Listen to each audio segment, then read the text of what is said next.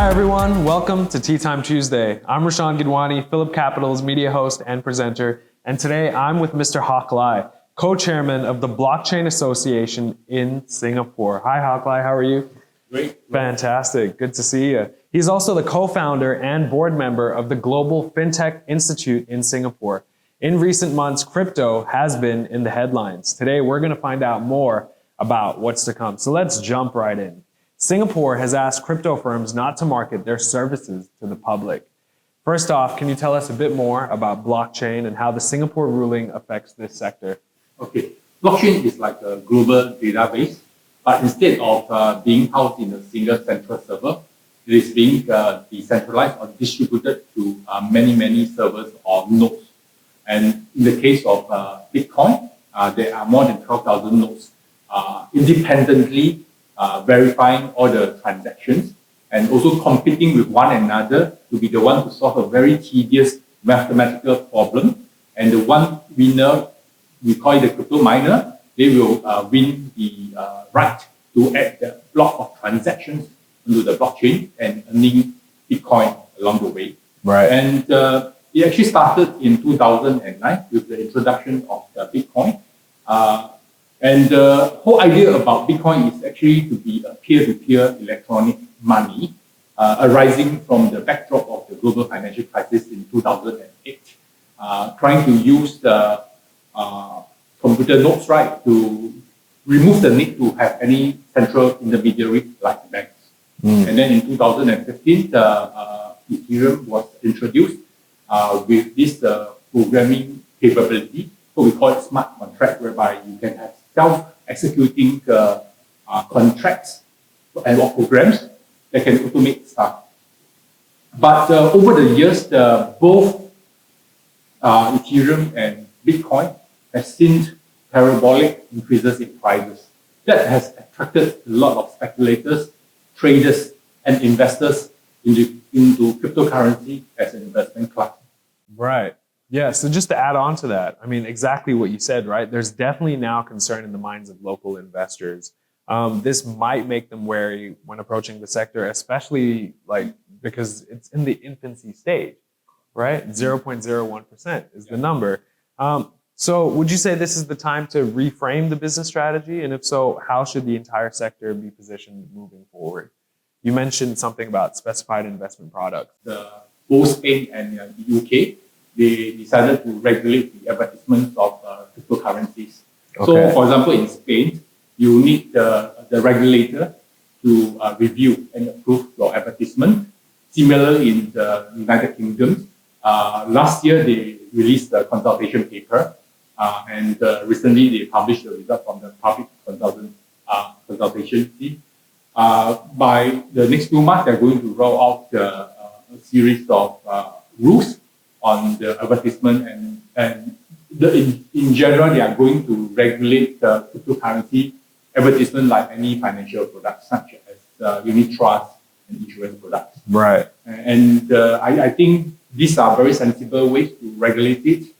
In addition, I think in Singapore, we have this specified investment product scheme, whereby risky products like structured warrants or futures are regulated, and whereby retail investors has to prove that they have the necessary experience or education to access these products. Yeah, so I think Singapore can explore all these different ways to block out unsuitable retail investors from accessing this asset class. But I think outright ban might not be the best solution. I think a good way is really to consult the industry to get more ideas and feedback from the wider stakeholders on what is the best way forward to seize the opportunities made available from cryptocurrency while mitigating the necessary risks. Yeah, absolutely. That makes a lot of sense. It's almost like saying you've got to pass a driving test before you can drive a car on the road. Prior to the time we actually started this interview, you mentioned that this actually might be taken away as well, that the MAS might not go ahead fully with this. Can you touch on that a little bit? What informs that? Yeah, I think the industry has spoken that more consultation should be done Right. in order to come to a sensible outcome Yeah. that is for the good of Singapore. Right, exactly. Would you say that the term there to use is that there should be a general consensus of how people feel towards this? Yeah, at And least the industry should be consulted. Exactly. Yeah, There you go. correct. Okay. Cool. It should be a two-way situation. Yeah. Awesome. So was this advice informed by a personal experience? I'm trying to get to know you better. Yeah. You know, you seem very sensible, very strategic. Can you tell us more about that? Yeah, it's actually inspired by a recent conversation with a banker who is into crypto. Okay. He mentioned to me that actually even accredited investors themselves might not be familiar with blockchain or digital assets in general. Right. But many young investors are actually very savvy in this asset class. Right. And he mentioned that the SIP scheme might be a way out for this thing. Yeah, and I think it makes sense. Just like for movies, right, we categorize into R21, There you go. NC16. I think this is a good way to balance both innovation and risk.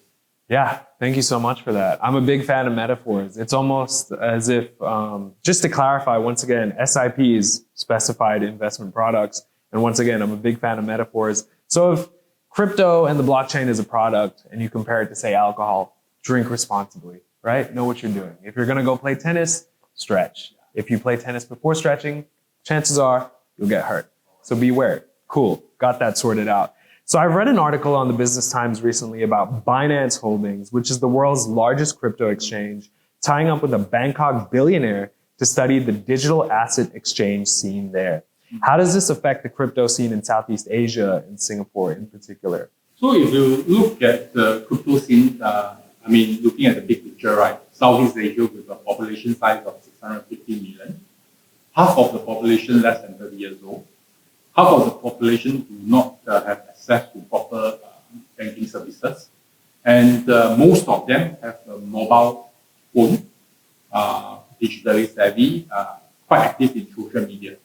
And through many surveys, right, we know that the younger population prefers digital assets over traditional investment. So what that translates to us is that the future of digital assets in Southeast Asia is going to be very promising. If you look at Singapore, population size is only 5.6 million. So Right. to many of the crypto exchange players, right, Singapore is not really their target market. And in Singapore, being one of the more mature financial markets, right, there are a lot of alternative investments for the Singapore residents.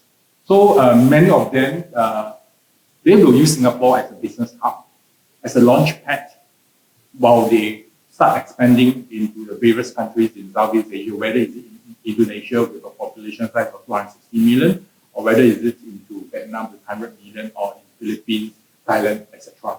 So I think this is actually good for Singapore because it means that more global players will come to Singapore to set up the place for their regional expansion into Southeast Asia.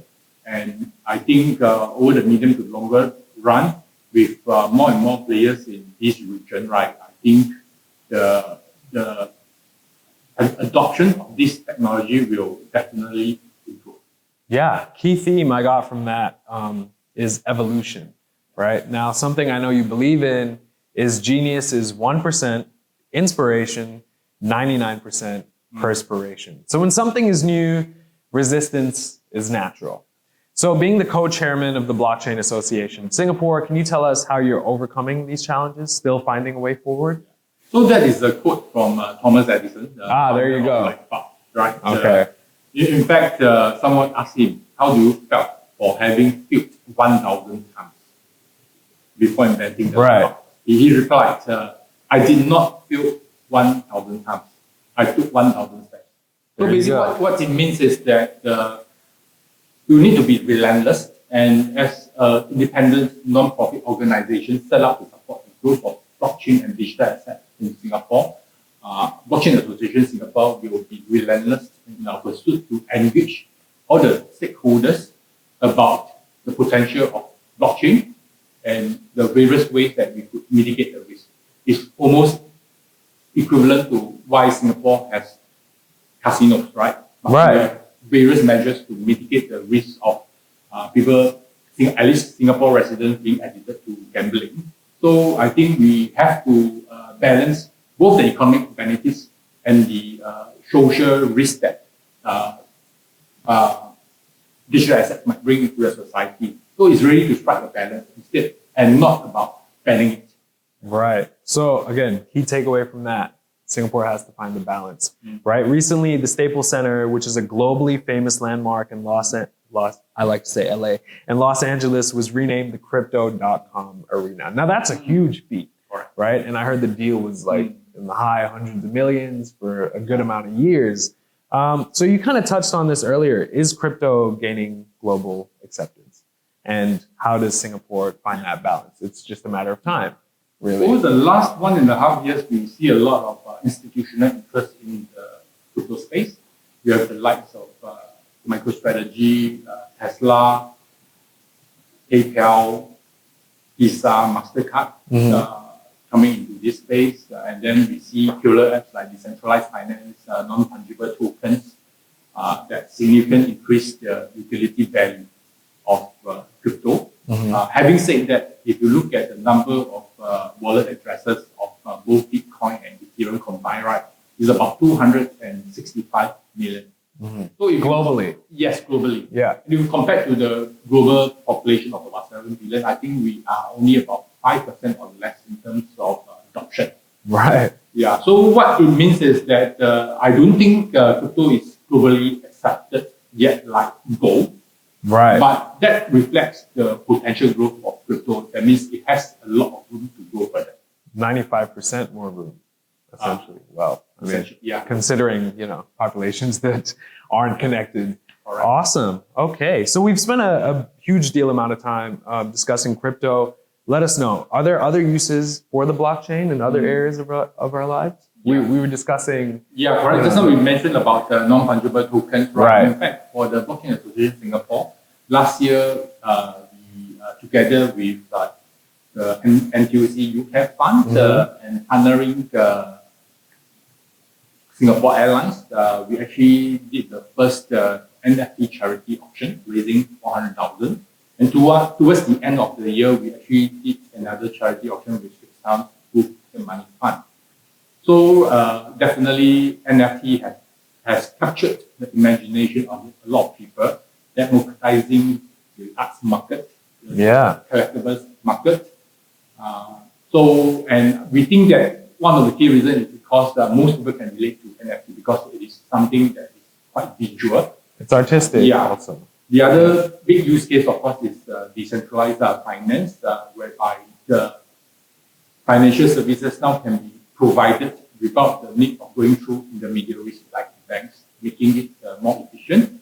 But there are also other use cases. One of the very strong use cases that we are seeing now is blockchain gaming, or sometimes we call it the play-to-earn model, whereby in the past, the games are closed-loop systems.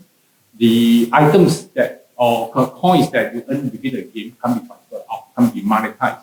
But by putting a blockchain layer to it, right, the gamers now has an opportunity to sell all these game items for money. So that's why it's called play to earn. But in addition to that, right, closer to home in Singapore, we have like the MOE education certificate being issued on blockchain. Even the COVID-19 vaccination records are also using blockchain technology to provide that verifiable proof that you have gone through vaccination. We have companies offering digital signing on blockchain, the equivalent of DocuSign, but in a decentralized manner. And we have many big use cases in trade finance, in the supply chain, in food safety. So there are many use cases of blockchain, and I think now we can't end the conversation without talking about metaverse, right? Metaverse, basically the foundation layer for metaverse is actually blockchain and crypto. Yeah, so definitely there are a lot of potential for blockchain innovation. So this is an area I think Singapore should heavily promote. Yeah, that's exactly what we're trying to do. It has a myriad of uses. Wow. Okay. Thank you so much, Hock Lai. I'm sure our viewers are much more educated about this. Definitely taking human evolution further. Yes. Right. Awesome. Cool. And maybe we can talk again soon. Update everyone on Pitch about what's happening. Great. Thanks for your time. Thanks. Once again, I'm Rashawn Gidwani, PhillipCapital's media host and presenter. See you next time. Bye.